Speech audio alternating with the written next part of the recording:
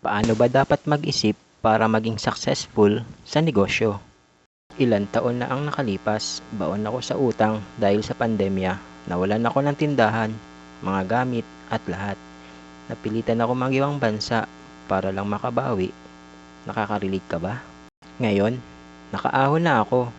Gusto kong ibahagi sa inyo yung mindset shift na tumulong sa aking bumangon at paano mo rin ito magagamit sa negosyo mo. Principle number 1. Panagutan ang lahat. Ownership. Unang-una, panagutan mo ang kalagayan mo. Walang sisihan. Hindi ang pandemya, hindi ibang tao. Kapag inako mo ang sitwasyon mo, doon ka magsisimulang umangat. Principle number 2. Mag-isip para sa pangmatagalan o long-term thinking. Huwag puro instant kita, isipin mo ang negosyo mo bilang marathon, hindi karera ng mabilisang tagumpay. Principle number 3. Gawa at pag-a-adjust.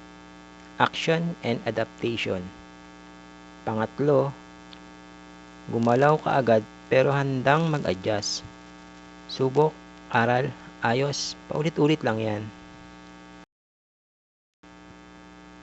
Bago tayo magpatuloy, ikaw, ano ang pinakamalaking hadlang mo pagdating sa mindset sa negosyo? I-comment mo sa baba. Gusto kong marinig yan. Principle number 4. Magbigay ng halaga, hindi lang puro kita. Value creation. Pang-apat, unahin mong magbigay ng halaga sa tao, hindi lang sa kikitain mo.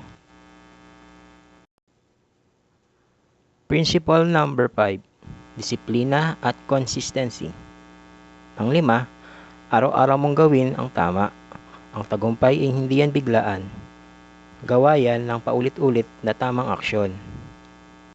Kung i-apply mo ang 5 mindset na to, siguradong magbabago rin ang negosyo mo, tulad na nangyari sa akin.